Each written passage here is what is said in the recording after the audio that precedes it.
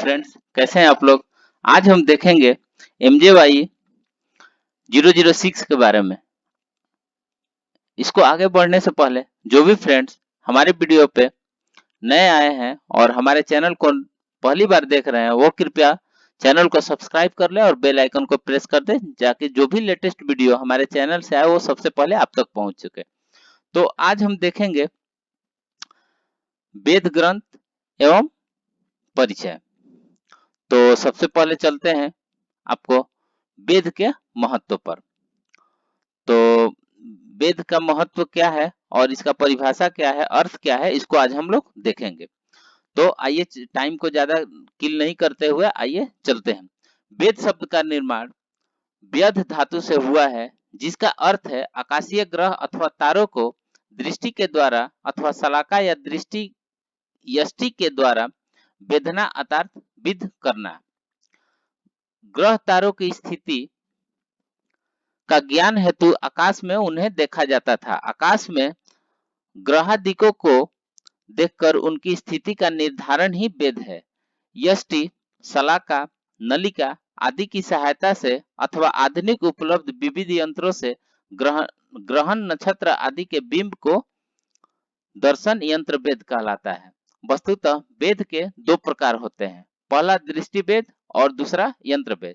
दृष्टि वेद तथा यंत्रादि से संलग्न दृष्टिकृत वेद को यंत्र वेद कहते हैं। पाश्चात्य तथा यूरोपियन खगोल शास्त्री प्रायः यह मिथ्या प्रलाप करते हैं कि वेद परंपरा भारतीय में विद्यमान नहीं थी, जबकि प्राचीन वैदिक वाङ्मय में सर्वत्र वेद अथवा ग्रहों के अवलोकन का उल्लेख प्राप्त होता है। ऋग्वेद में उल्लिखित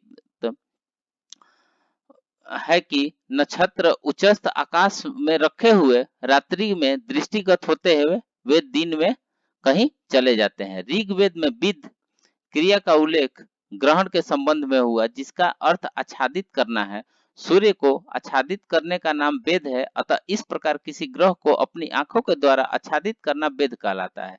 ऋग्वेद में समुल्लेख है कि जिस सूर्य को राहु केतु ने अंधकार से विद कर दिया है, उसे अत्रि ने प्राप्त किया और अन्य कोई प्राप्त भी न कर सका। इसमें अत्रि महर्षियों ने ग्रहण का वेद किया था, यह समुचित रूपेण ज्ञात होता है। इसी प्रकार अथर्ववेद, ब्राह्मण, गृह सूत्रों एवं शुल्ब सूत्रों में वेद की प्रक्रिया का उल्लेख स्पष्ट प्राप्त होता है। वेद जिन साधकों के द्वारा किया जाता था उन्हें वेद यंत्र कहा जाता है। वेद यंत्रों में शंकु यंत्र का उल्लेख अत्यंत प्राचीन है।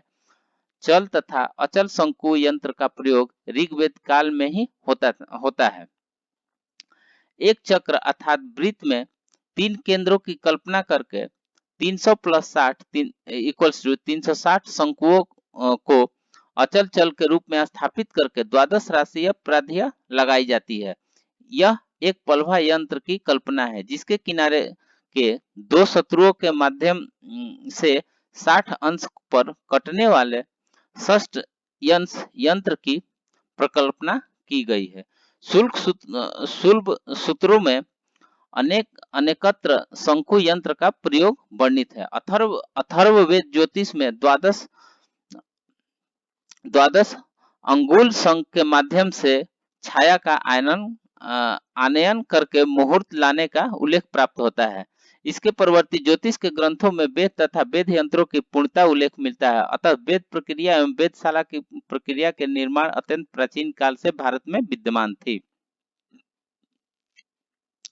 यह भारतीय ज्ञान सने यूरोप, ग्रीक तथा अरब में प्रसार को प्राप्त हुआ और वहां ज्योतिषियों ने इस वेद प्रक्रिया में पर्याप्त अभिरुचि का प्रदर्शन किया है। यह अवश्य कहा जा सकता है कि भारत में वेद प्रक्रिया का प्रयोग केवल चल यंत्रों के माध्यम से होता था। बड़ी बड़ी वेदशालाएं नहीं रही होंगी।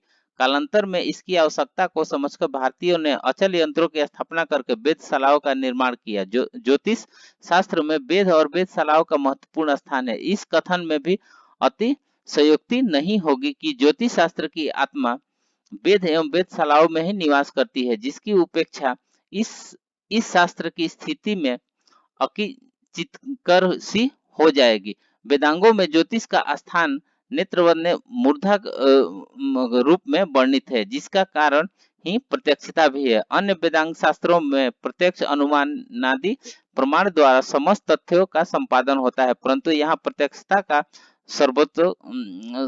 सर्वोत्कर्ष है, इसलिए यह गणितागत तथ्यों का भी प्रत्यक्षीकरण आवश्यक हो जाता है। यद्यपि गणित शास्त्र स्वयं ही प्रमाणभूत है, तथापि ज्योतिष जगत में भी जब तक गणितागत तथ्यों का भी प्रत्यक्षीकरण नहीं होता है, तब तक उसकी प्रामाणिकता का भी स्वीकार्य नहीं होते हैं। अतएव ग्रंथों में प्रतिपद द्विगणितज्ञ का उद्देश प्राप्त होता है।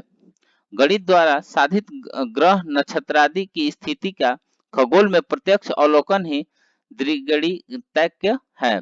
गोल स्थिति के अवलोकन मात्र से ही स्पष्ट ग्रह का वेद विनिगम तत्व सिद्ध होता है। यद्यपि ग्रह भगण एवं अहगण द्वारा मध्यम ग्रह साधन पूर्वक फल संस्कार से स्पष्ट ग्रह का साधन विहित है, परंतु गणित सिद्ध ग्रह यह सत्यासत्य ज्ञान में वेद को छोड़कर अन्य कोई सारणी नहीं है। स्पष्ट ग्रहों का साधन नलिकादि यंत्रों द्वारा करना ही सर्वथा अनुकूल है, परंतु प्रति पल वेद क्रिया की कठिनता के कारण प्राचीन आचार्यों ने आगोमुक्त ग्रह भगड़ द्वारा ग्रहणायन का विधान बनाया, लेकिन साथ ही समय समय पर उनकी शुद्धि परीक्षण के लिए वेद का भी आदेश दिया गया है।